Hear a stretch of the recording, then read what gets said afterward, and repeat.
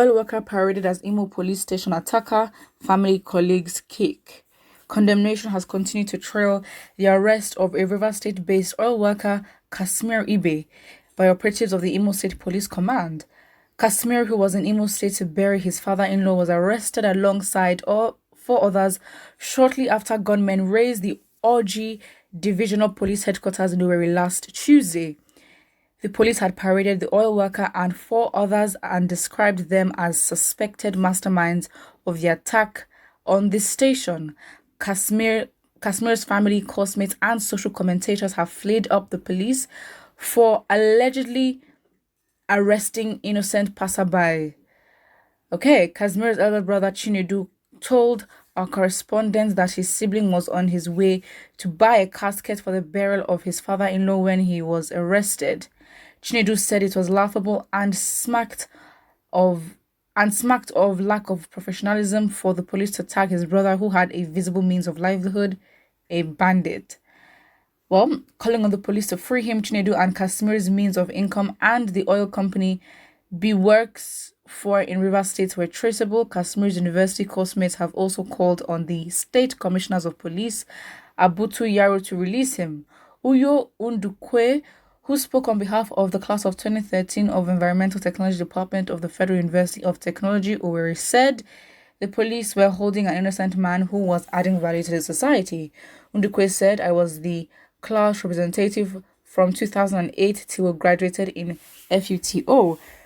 Kashmir Ibe is well known to me. He has no questionable character. He works with an oil firm in Bonny River State. He came to Owerri last week for his father-in-law's burial. As a matter of fact, I was with him last Thursday and we had an extensive discussion. Only for us to hear that he was arrested and paraded as a gunman. We are kindly requesting for the governor or whoever is in charge of the arrest to release him. Firstly, we are debunking the despicable falsehood of him being a gunman. Secondly, we are appealing to the well-meaning Nigerians to come to his aid so that he will be released. When contacted, Yaro said Ibe had the right to defend himself in court. The CP said the Criminal Code Act empowered the police to arrest any person upon reasonable suspicion. Yaro said the police under his watch had absolute respect for human rights and urged residents of the state to support security agents in fighting crimes. I think one thing we need to pick up on here, it says the CP said the Criminal Code Act empowered the police to arrest any person upon reasonable suspicion. What was the suspicion? And was it reasonable? Because if it's reasonable, it has to be justified. It means that you have a lead. Again, this man was picked up with four others. And again, when they say, you're arrested based on reasonable suspicion, we know they don't follow the law like that. Again, you will be arrested as if they caught you in the act of committing a crime. We understand how it works in the country. You are arrested and then they literally dehumanize you, take off your shirt, beat you up, make you literally look like a slave, literally. And of course, this man has been in custody. And then the file, okay, fine. Based on suspicion, not that he is found guilty. How many days or weeks has he been in the custody of the police? And why have they still not found any evidence against this man? Because first of all, his sister or female relative spoke on like last week or 2 weeks ago. And now his classmates and why, in fact, there should be a statement from the workplace of this man. However, it just makes you question the whole in the process of investigation in the country, and basically how do they have a protocol for how things work? They probably do, but they don't follow it. That is the thing. It's like as if it is not there. It is there. They just choose not to follow it. It is absolutely sad, but again, it's like we have to pick our fight really wisely. Again, there's so many things that are wrong with the country, and not everything requires like a protest or anything. There's some things that require more of our energy as a people than other things. And to be honest, it is very, very sad. But what's gonna happen? This is a thing of, if he wants to be released, he must have the right connections. To be fair. Someone says, thank God Almighty, at first he was not shot at sight. Now he has been generally known to be innocent. They should release him with immediate effect. That is it. After how long do they need to investigate for them to be like, oh, okay, fine, this man is innocent? How long? It, I don't understand. Someone says police problem if they can't get the criminal, they capture the innocent to fill the gap. Does that make sense? Is that the sort of protocol and what they use to, as the basis for how they go about the operations? It doesn't make sense. You don't find the criminal and then you just find someone else to fill the gap. Because of what? That's so lazy.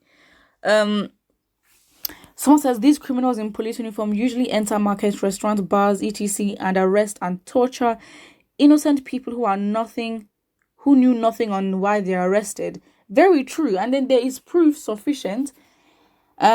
Sufficient ones to prove that he is innocent.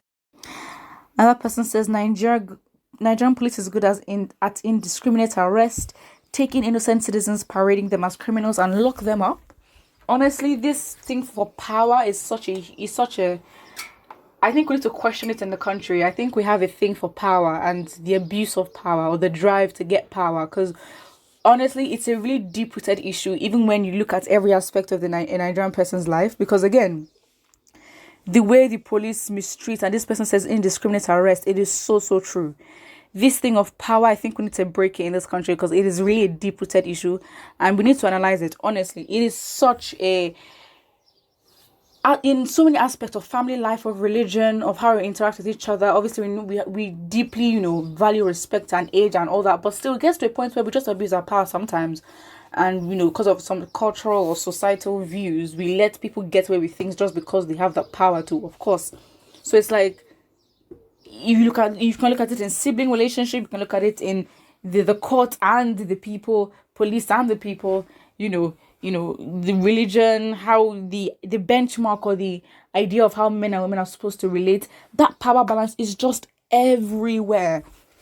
And again, it is showing itself in terms of, the civil side of the country, where it's like, okay, fine, now look at what the police does. And they're known for doing that. Absolutely. With the NSAS protests, we were having reports about, certain public officers saying, I will do this to you and nothing will happen. It's the confidence that, I'm in this position because of how everything is, not as regulated. I can do things to you and get away with it. That is just crazy. Very much crazy. It is really, really crazy. Crazy to me, but we need to talk about it. I would need to address that issue. I would need to start changing our mentality on this thing on power, because sometimes we even justify certain things that's done to us wrongly just because of power and we think it's deserved. Put what you think about it in the comment section below, and don't forget to like and subscribe.